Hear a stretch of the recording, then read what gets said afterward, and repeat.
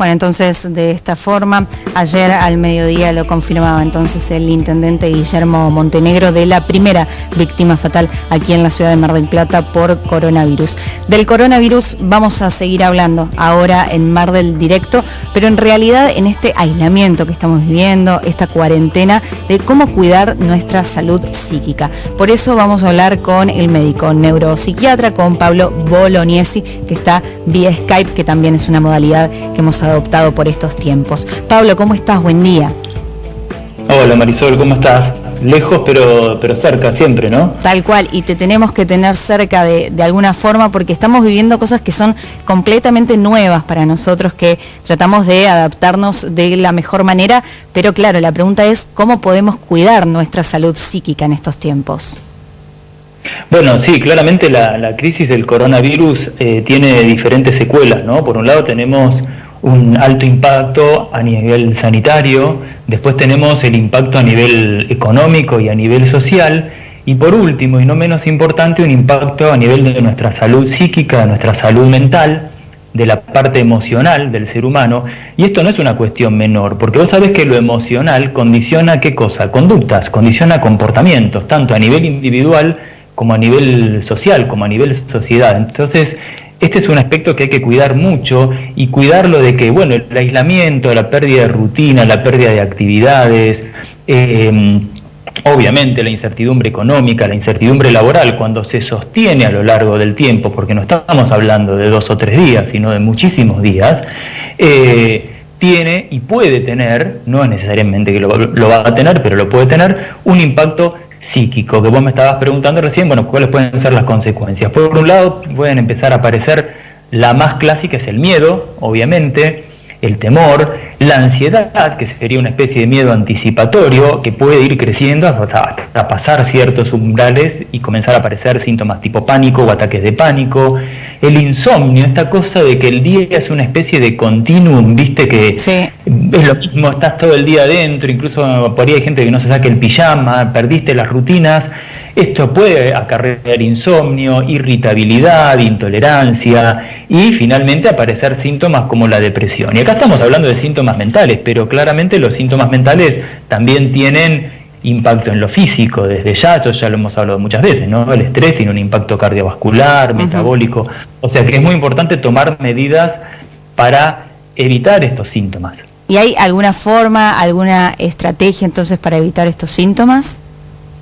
Sí, yo voy a nombrar 4, trato de ser ordenado siempre para no abrumar con exceso de datos.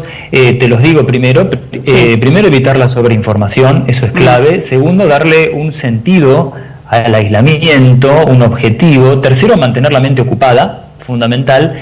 Y cuarto, recordar todo el tiempo que este aislamiento social es un aislamiento físico y esto no implica un aislamiento afectivo y emocional. ¿Por qué digo evitar la sobreinformación?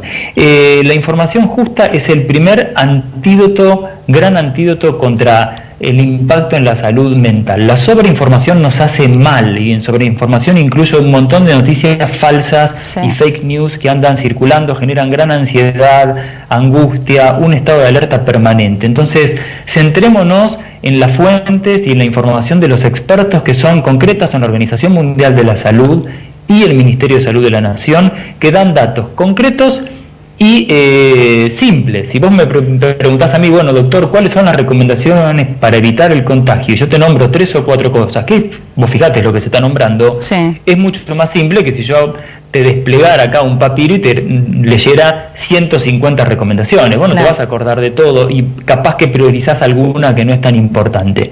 Después yo decía darle un sentido al aislamiento. Cuando tenemos un objetivo, en vez de vivir todo esto como una pérdida, que en parte claramente lo es, también empezamos a verlo como una ganancia. Nosotros estamos ganando salud propia y dándole salud a la sociedad, lo estamos haciendo también por lo demás. Esto de darle un sentido, darle un objetivo y un sentido incluso hasta altruista, es muy importante y disminuye muchísimo el impacto psíquico que puede tener todo lo que uno pierde, ¿no es cierto?, en estos aislamientos. Tercero, mantener la mente ocupada, te decía, es el gran antídoto contra el miedo, contra el pánico. Si yo estoy todo el día rumiando información, número de muertos en tiempo real, número de casos en tiempo real, y el único tema que tengo en la cabeza es el coronavirus y la pandemia, es muy complicado. Yo tengo que tener la mente ocupada. Claro, tal vez, Pablo, sería ideal armar también una rutina en casa, hacer una lista de cosas que hay que hacer, no hacerlas todas en el mismo día, por supuesto, porque estamos hablando de una cuarentena en principio de 15 días, que hay posibilidad de que se extienda, ¿no? Tal vez armar una rutina, ¿eso ayudaría un poco más? Muchísimo, muchísimo. Es una de las pautas para pasar la cuarentena en la casa, ¿no? Claro. Tener rutinas, ponernos horarios, o sea, tener horarios más allá de que vos por ahí estás exceptuado de ir a trabajar y no tenés nada oficial, digamos, para hacer. Pero es muy importante tener actividades rutinas. Me levanto a tal hora, si tengo un perro y lo tengo que sacar, lo saco en ese horario, me organizo para hacerlo correctamente, nos organizamos con la comida, vestirse, ¿no? No estar todo el día en pijama, tener actividades, elegir también, ¿sabes qué? Un momento en el día, o dos, si querés, un par de momentos en el día para informarte. No tener información continua todo el tiempo. Y dentro de las rutinas es muy importante incluir actividades recreativas, leer libros, mirar películas, mirar series, escuchar música, tocar música. El otro día me fui a acostar, mirá lo que me pasó, ¿no? Hay ausencia de ruido hoy en día en la calle. Sí, es verdad. Entonces empecé a escuchar a la noche. Yo tengo un vecino que no sabía, me enteré por mi mujer después, en el piso de abajo, de arriba, que toca el piano. Y yo escuchaba cómo tocaba el piano, decía qué bueno que esté haciendo eso y qué bueno poder escucharlo también, ¿no? Bueno, tener actividades recreativas, actividades que tengan que ver con la creatividad es muy importante, habilitar espacios de juego, aumentar los vínculos afectivos, como yo te decía. Tenemos más tiempo para comunicarnos, no menos tiempo. El aislamiento es físico, no te vas a abrazar, no te vas a dar besos, no vas a ir a visitar a nadie, no vas a invitar gente a tu casa, pero tenés mucho más tiempo para comunicarte por redes, por teléfono. Hay un montón de formas de estar comunicados, y algo que es muy importante es organizar los espacios comunes que tenemos, aquellos que tenemos la suerte de no estar solos en el aislamiento, pero también hay que respetar, y esto a veces se pierde un poquito, respetar los momentos y los espacios personales, individuales de cada uno.